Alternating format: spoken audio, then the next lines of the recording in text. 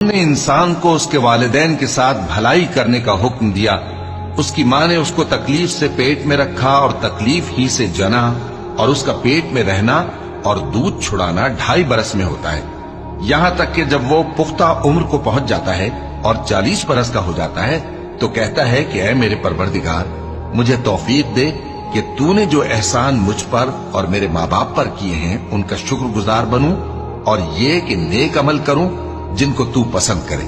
اور میرے لیے میری اولاد کو نیک بنا دے، میں تیری طرف رجوع کرتا ہوں اور میں فرما برداروں میں ہوں۔